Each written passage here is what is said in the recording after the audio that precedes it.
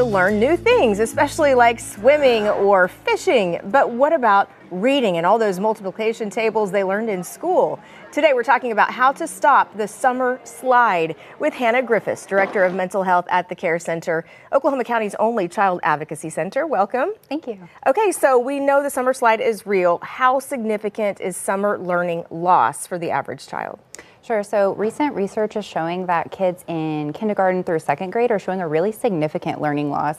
And then kids in grades 3 through 5 are still showing a pretty significant loss. And then kids in middle school, grades 6 through 8 is a little bit less, but still loss. Okay, so then it sounds like the children who are just grasping the concepts of math and reading they have the most to lose here.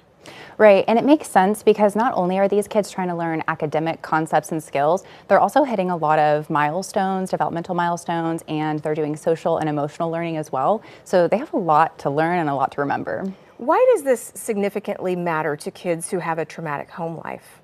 Yeah, I really appreciate that question. I think it's important for people to be aware that kids that are having a hard time at home in a chaotic or traumatic environment are at a significant disadvantage when it comes to academic learning.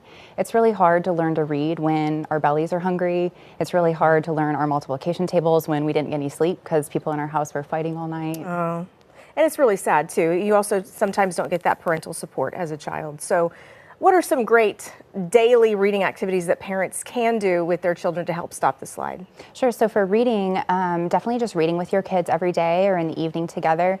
And then also taking advantage of local libraries. So in addition to, of course, the books, a lot of libraries offer resources for the community like reading programs or challenges and even tutoring for students. And also just story times. That also helps the younger kids.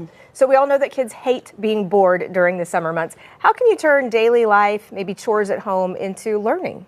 Sure. So two of my favorites. One is cooking or baking with your kids. So this can be anything from making a grocery list to calculating a budget and then, measuring in fractions and learning about temperature, things like that.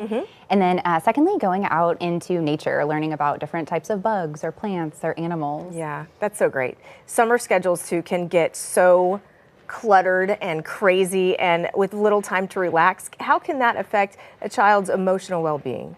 Sure. So research shows over and over again that kids do best when we have consistency, when they know what to expect, predictability. So we really encourage parents, even in the summer, to have as much consistency in schedule as possible. Even if it's kind of an adjusted summer schedule, that's still great. And at the Care Center, we appreciate so much what you do. You see the worst of the worst with our kids, but you're so important in what you do. So when these kids come in, they've been traumatized. What are some of the things you do with them to help calm them down? Maybe is reading part of that too? Reading stories with them? We do. We have volunteers in our playroom when kids come for the very first time. We're sitting down with them, we'll read with them, we'll play games, and just help them feel calm and safe. We explain to them what's going to happen so there's no surprises. Yeah, and do they get to take any books home with them, anything like that? I know that you also have some educational programs you go around to schools, right? We do. We have our ROAR book. It's our education book for children, and kids and families get access to that. That's so wonderful. That's another great program we've talked about before. So many great things that you all do. Very important work. Thank you for being here. Thank you so much. Appreciate you. We appreciate you. And here's an opportunity for your family. The Care Center is holding a Singo night on June 10th at Chicken and Pickle. There will be music, bingo, which is Singo, and raffle prizes. And you can purchase tickets. The website is there on your screen.